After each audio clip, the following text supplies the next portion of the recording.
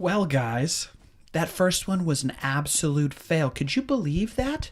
I was using a USB microphone and I electrocuted myself twice, and I caught all of it on camera. I left that up there for you guys as a little mess up there. That's just a gift from me to you. It is so nice to be live streaming here, the Consciousness Diary. I thought that I was thinking about poverty for the first time in a long time, and I thought that was an opportunity for me to start opening up that line of thinking publicly, so that we could have some discussion about what poverty actually is, what it means, and how to combat it in your life electromagnetically, because that's the type of stuff that we do here on the Consciousness Diary live streams. Oh, it's so exciting. This is the first one that we've done on our official channel, because usually you guys can catch me over at The Universe According to Muggsy. That is my podcast. I am Muggsy the Creator, and that's normally where I'm having discussions. I think that this channel is going to open up more of the consciousness side of things so that we can dig into more of the expansion of these topics philosophically, what they actually mean, and how to integrate the knowledge and the wisdom of understanding them into your everyday life. I did feel like I was the perfect person to have this conversation. Today is March 12th, 2026, a Thursday. We are not on The Universe According to Muggsy.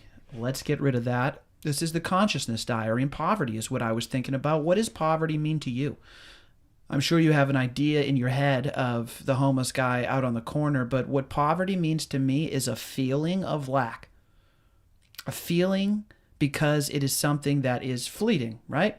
You cannot feel incomplete every single day, moving about your entire life all the time. That feeling of needing something can't be with you at all times. It's something that your mind is focused on. It's focused on in different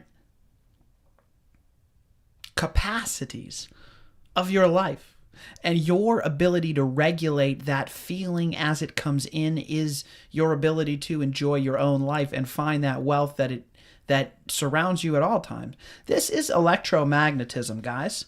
If you've been following some of the conversations that we've been having at all on The Universe According to Muggsy, what I am always talking about is magic and electromagnetism. I am a homeless man. In so many ways, I don't have a place to live lest this person that I live with now decides to kick me out. So I am, in so many ways, the poorest that walk among us. Yet, by the same token, I have all of my time, and I am able to focus my attention and my energy in the areas of my life with which I want to, like podcasting. It gives me the ability to explore these topics and exactly what they mean, because what does it mean to be poor, to not have something? What's the best way to approach this topic? I haven't thought about this topic despite the fact that I have lived paycheck to paycheck almost my entire life. I don't think about it very often because I don't feel poor very often. There's nothing that I need in my everyday life that I don't have access to without some, like very easily, right? I'm not struggling to eat. I'm not struggling to clothe myself. I'm not struggling to find a place to live because I am a wealthy individual. That wealth reflects itself in many different ways. That doesn't necessarily mean that there's commas in your bank account, okay?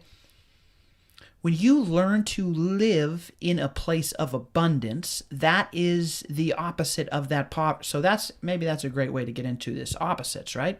Scarcity is a mindset, and so is poverty.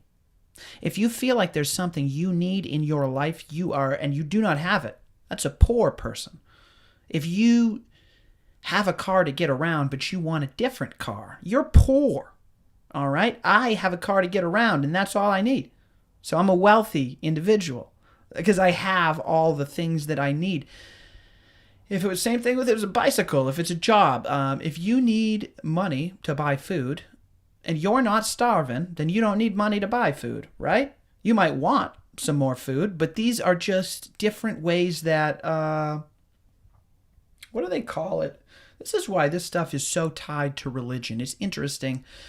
Was it the Bible that said a rich man will never enter the kingdom of heaven, something about passing through the eye of the needle. It's the ability in your own mind to reduce the amount of things that you need to survive is what allows you to feel wealthy. It's the simplicity of breaking down your life and removing all of the boundaries that prevent you from feeling abundant in the moment. This when I was in college and I began to graduate, there was such a scarcity in the mindset of jobs. Who was going to get which jobs? And I never reflected that scarcity because I understood if there was a marketplace, they would need hardworking individuals, and I would find a way to sustain myself.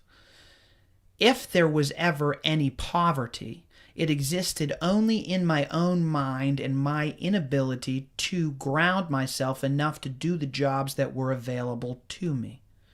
In that quiet reflection of recognizing that I did not need the perfect job, I just needed a job that would get me the things that I needed at the moments that I needed them, allowed me to graduate from that mindset of poverty and scarcity which I existed in into one of abundance and wealth. That's how simple it is. When you understand that we are electromagnetic beings and we walk around in an electric universe, which I definitely just showed on the last start stream here, which I left up, that I screwed up because I electrocuted myself. All right, we live in an electric environment. We have some ability to control this environment. We are, as electrical beings, are responsible for regulating our own electrical current. Part of the way that we do this is by focusing our energy and our attention on certain things. If we are walking around the world wondering why no one's patting us on the back and why we don't drive around in a Lamborghini and you're not getting the girl and the job or the car or whatever it is that you're looking to get, what you need to do is understand that you're not magnetizing yourself to those things. That's all you have to do is magnetize yourself to the things that you want in this universe. Some people call it manifestation and all that. It's all the same thing. It's just a question of the context and the lens with which you're examining the subject. Manifestation is becoming or embodying the thing that you want to be, right? Vibrating at its frequency and attracting more of it around you. The real wisdom, which is where people get stuck in these traps of poverty that exist all around us, is because they don't understand that the whole process of wealth is refining the thing that you think is actually going to make you happy. Because human beings have a tendency of avoiding the things that they need to actually do to make themselves happy. I don't know why this is the case. Perhaps it's because the nature of humanity is programmability, and once you understand this, and the fact that we're electromagnetic, you can understand that we have the ability to program ourselves. Poverty is nothing but a mind state of lack that you are feeling at a moment in time. A mind state that can be reconstructed and adjusted and reprogrammed so that you all of a sudden go from a place of scarcity to a place of abundance. I don't know what exactly it's going to be for you, the individual, that's going to be the thing that allows you to move from one to the other, but it is that simple, I guess, is what we're saying here. Poverty, it's so weird. I mean, living paycheck to paycheck for most of my life, people don't understand it. And I don't necessarily know how to explain it to them. Because they look at me, and sometimes you can just see it in their eyeballs. They feel bad for you in some sort of way. And I always forget the projections other people are putting onto me because they don't resonate with my experience whatsoever. I have the same feelings towards the individuals that have such pity for me. I wonder why you are so poor, because it's all a function of time. is what you really realize. That's what this experience is on this three-dimensional time plane, Earth, whatever you want to call it, whatever we're all sharing together electromagnetically on this plane at this moment in time is a function of our time and our energy. So first of all, I guess my background a little bit is important here. I'm the perfect person to discuss wealth and poverty for so many reasons. First of which, there's no one who studied it more than me. An economist in my former life, a former banker turned restaurant waiter back to his roots, had achieved everything that he wanted to in the banking sector, maybe with the exception of actually attaining the wealth that I thought that I wanted, right? When you're that close to it and you understand it, you will recognize what real wealth is. So I counted money in the basement of the Federal Reserve Bank. I also managed a team, or worked on a team, that managed a commercial loan portfolio from the operational side, a $2.5 billion portfolio with a small handful of people doing that operation side management. When you start to see the mechanisms of the economy working behind the scenes, you realize that there are just so many people out there that have so much money. There'll be people that are looking down on me because they make $500,000 a year. And I'm looking at you like, oh man, that must stink to be so fucking poor, because I see that someone has you by the balls. I don't know if it's the bank, right? I'll just look up your mortgage. I don't know if it's the car people, because now they're extending these terms on the car loans even longer, because they want to change the idea and the perception in the individual's mind that the American dream has gone from a house to a car. There's so many different like, you're so poor, you don't know how much 500,000 is. You're a millionaire? Oh, that's great for you. Billionaires are the only people that I want to talk about. I'm talking about the trillionaires and the 1%. That's like, I'm up there with them. There's no difference when you get to the bottom of society. I'm talking about the very bottom. I'm talking about so poor, people will walk by you on the street and not even acknowledge your existence. I sit out there on the street with those people, all right? So I understand those perceptions and the projections that are placed onto me. That's the very bottom of society. People look at me like I'm a drug addict out there on the streets, like I'm a dirty individual who doesn't have several jobs that he's doing all the time, and no self-respect. And I guess I look at them the exact same way, but there's no difference between someone who has the ability to talk to anyone and someone who has the ability to talk to no one, because what you realize is it's exactly the same.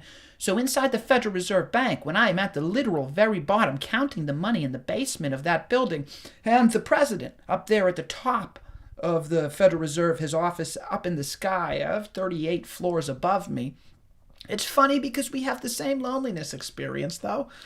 There's no one to talk to. There's no one that understands what the struggle is like for someone who has access to nothing and someone who has access to everything, because they're exactly the same thing, which is why it's so interesting from a philosophical perspective.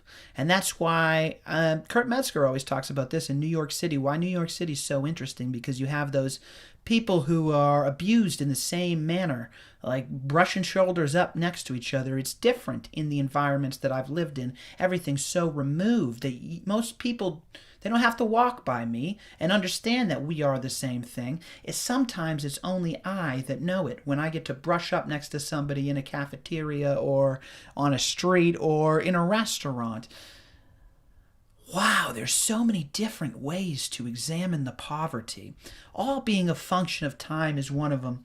If someone is, if you have to be somewhere to like do something, even if it's stupid, like even if you're just pressing buttons on a screen, even if you're just a security guard who has to stand at a door, it's pretty pressing on your mind, and it takes a toll on you after a while that it's your job on this universe to just go there and do this simple task that anybody could do.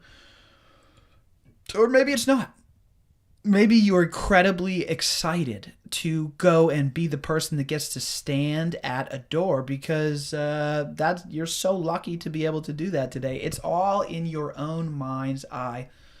That's what we were talking about. That's poverty. It's so interesting.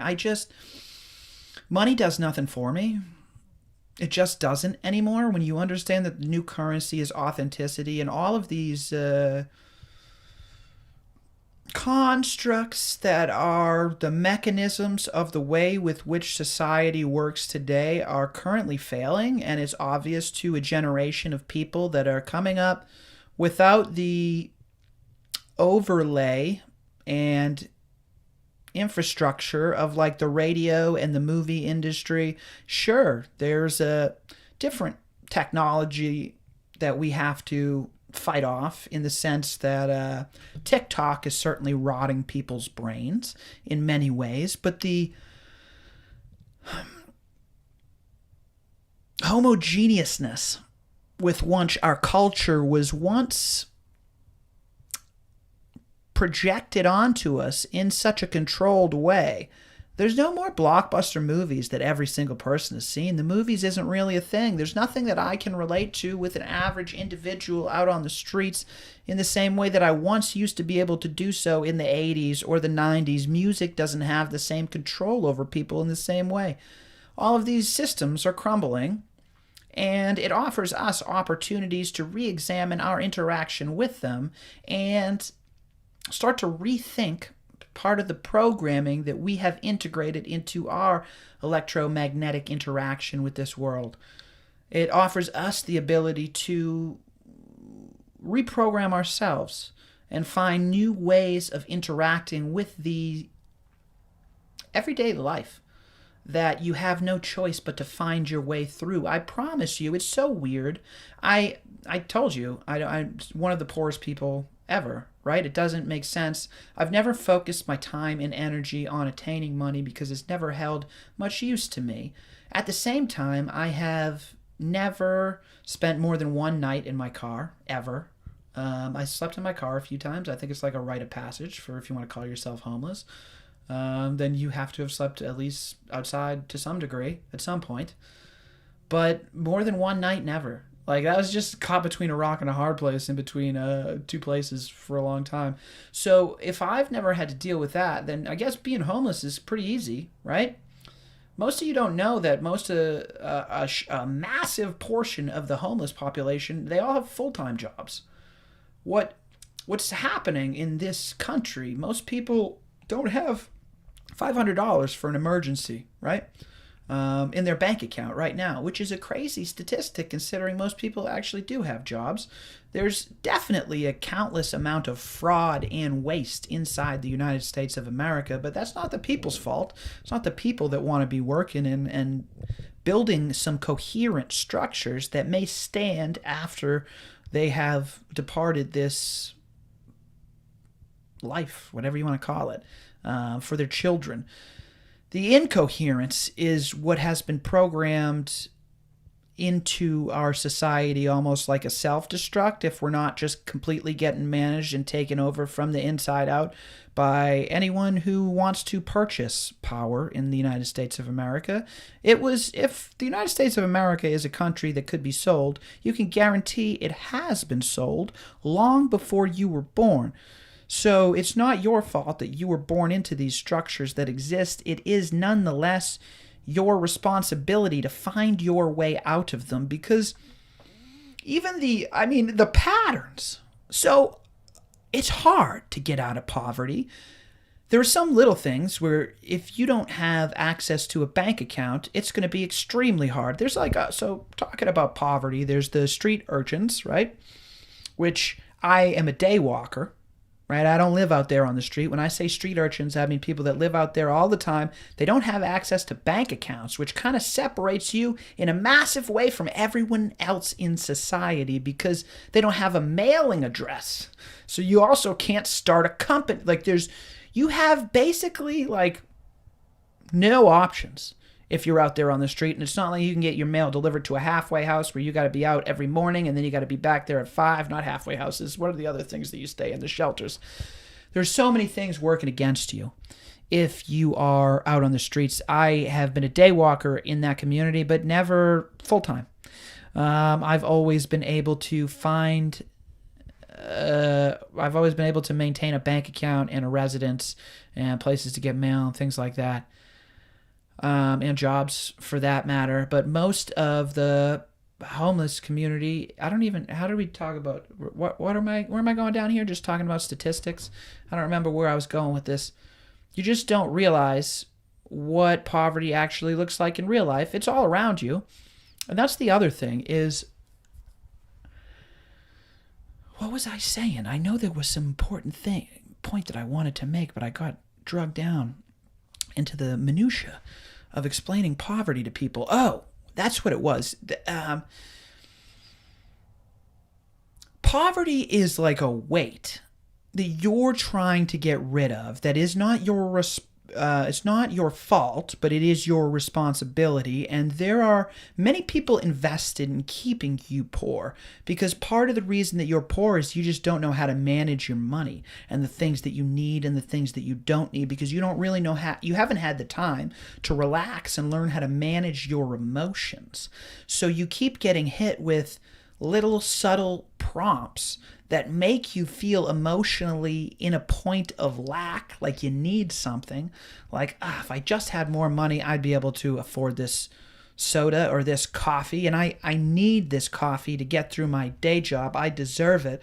That's someone that hits you with some sort of programming that makes you feel all of those emotions. That's all stuff that's been projected onto you. If you walk by a coffee store and you think that you need a coffee, that's because some other shit that's going on in your mind. Okay? Plenty of people don't have coffee every morning and they go to work just fine. So you need to understand that that's a level of programming that's designed to make you feel like you're coming from a place of lack. And they hit you with these all the time. Whenever you're late for any payment, and they just keep continually reminding you, oh, you're late for this, you're late for this. Phone calls, all of these collections agencies, anybody that's been late on any of those things. I know you poors have been late on stuff. The rent, it's just a constant pressure that's designed to make sure that you're feeling in a state of dis-ease, like you need to get to work. You need to start doing something. That's what prevents you from making rational decisions that are going to be best for your long-term financial position, health, and well-being. It's a pressure that's exerted from a mechanism of an economy that is designed to prey on the weak. And that has, at times in our society, there has been a wider gap, and we are at one of the widest gaps in human history. Certainly the United States of America, even such a young country, this is one of the widest gaps between the rich and the poor. What is achievable on a day's salary is not achievable to maintain life. So you don't make enough in a day to pay for a night's room and board and meals to keep yourself alive. So what does that mean? That means you can't go move somewhere, pick up work, and survive. Every day, you're losing more money. You're poorer tomorrow than you were yesterday. That's what this inflation does. They're stealing from you. And who is they? I'm talking about the bankers. That currency that you have, that everyone's so worried about, feeling rich or feeling poor, is all tied to an idea in this government, the United States of America. It's all, what do they call it in wrestling? Kayfabe. The United States dollar used to be backed by gold, something tangible that has a limited supply on planet Earth. And in 1970, the United States moved off the gold standard into a different standard, which is just faith and trust in the United States government. And they have the ability to print money, which they're doing every single day. You can guarantee that, which means the value of the dollar and the purchasing power is actually going down on an everyday basis. So you're getting poorer every day. You're not making more money to outgrow that inflation. And it's hard to do, because one of the things that most people don't know in the United States of America, they believe that they live in a capitalist society. They don't. They live in a socialist structure. But the game Monopoly, in and of itself, is designed to make you see that capitalism doesn't work. It just doesn't work. So how long have we been doing this? A couple hundred years in the United States of America, and we have failed to learn the lesson that capitalism doesn't work. It's the same pressures. Oh my God, poverty.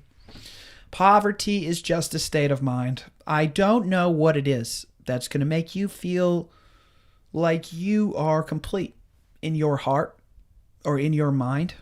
But that is the thing that you need to get to feel wealthy.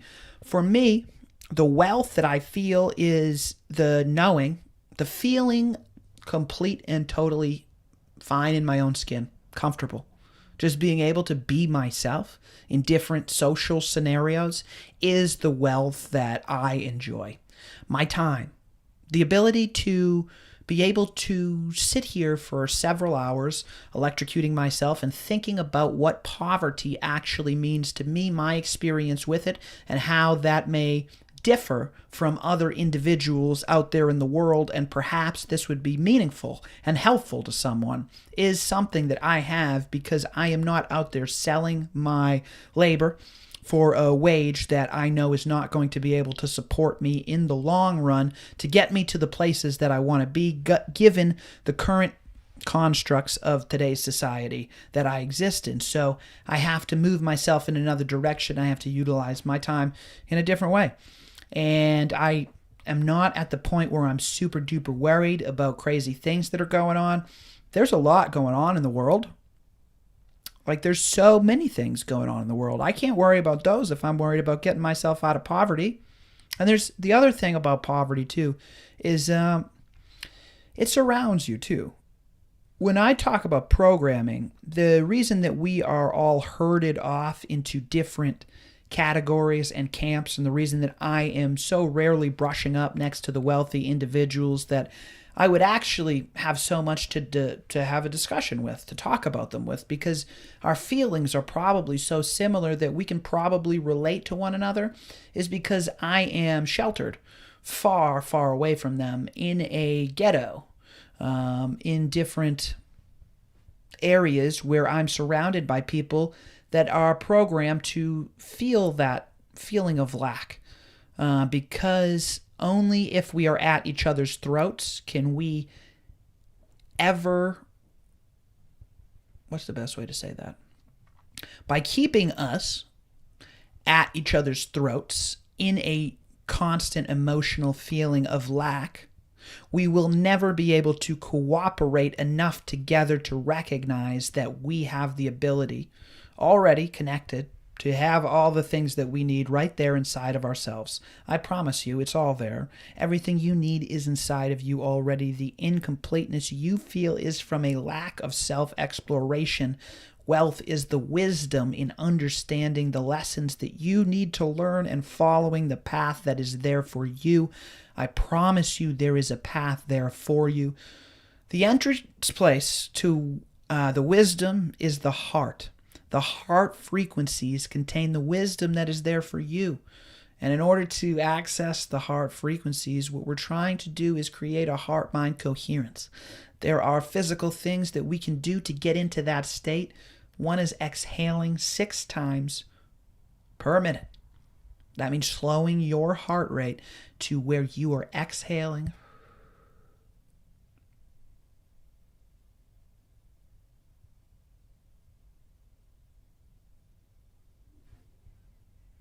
inhaling, exhaling, only doing 6 exhales in one 60-second period.